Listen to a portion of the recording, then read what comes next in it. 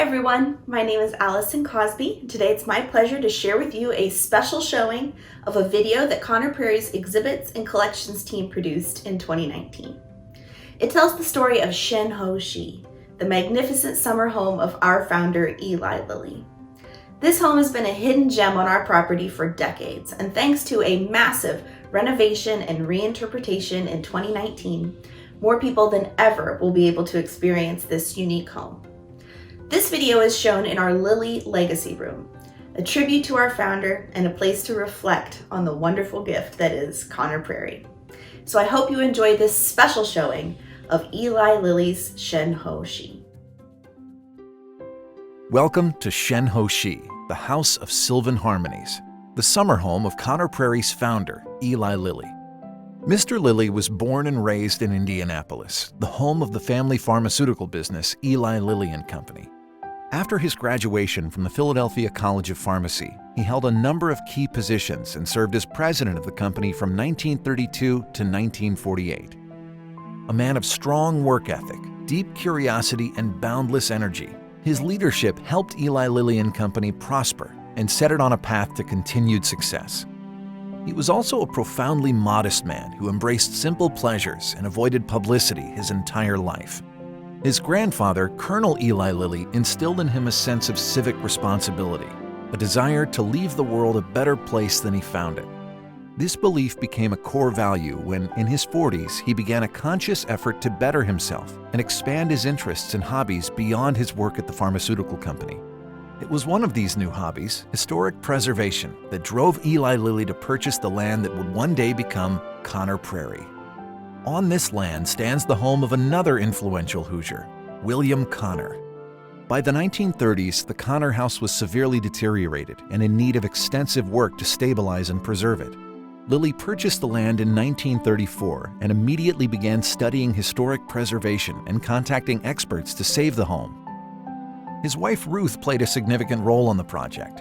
She researched appropriate furnishings and visited antique shops when accompanying Mr. Lilly on his business trips. Foremost in his mind was the educational value of this historic site. He felt that a recreation of Hoosier pioneer life could teach in a way books cannot. However, this goal would not become fully realized until the last decade of his life. This land provided Mr. Lilly the opportunity to pursue one of his other passions, Chinese art. After World War II, he developed an interest in the art and culture of China and soon began collecting scrolls, paintings, and porcelain. In 1949, he purchased this home and set about creating a fitting environment for his growing collection, commissioning an elaborately painted ceiling featuring Chinese designs and symbols. One couple played a central role in the creation of this unique home. Dr. K.K. Chen and his wife, Dr. Amy Ling Chen, both born in China, became close friends of the Lillys and gave them several of their art pieces. Together, they chose a name for this special place, Shen Ho Shi, or the House of Sylvan Harmonies. Lilly's art collecting became a serious hobby, and soon he had gathered one of the best collections of Chinese art in this country. He dabbled in art making, too. He painted the beautiful 4-panel screen in this room and created furniture pieces for the home. In Chinese art, Lilly found not only beauty, but a representation of values he held dear: compassion, serenity, and a calm joy of the spirit. He encouraged others to, as he said, look beyond the mere perfection of the article, to embrace these ideals. For Mr. Lilly, this land held incomparable beauty and history. In his words, the site and its structure is one of the most important historical monuments in the state of Indiana. Though he pursued many hobbies and interests throughout his life, he never forgot the importance of the little pioneer village on the White River. With his generous philanthropic support, he gave only one restriction: that the site should always be maintained and available to the public.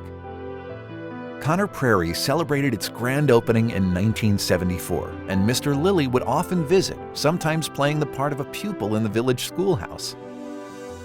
Conner Prairie was just one of Mr. Lilly's many philanthropic priorities. When giving, he always took time to study and understand the causes he supported, and gave money anonymously and without fanfare. He also made nearly all of his philanthropic gifts in Indiana, a state whose history, land, and people remain forever close to his heart. Today, Conner Prairie strives to be a responsible steward of this land that he loved and carry on his legacy through our innovative learning experiences that bridge the divide between Indiana's past, present, and future.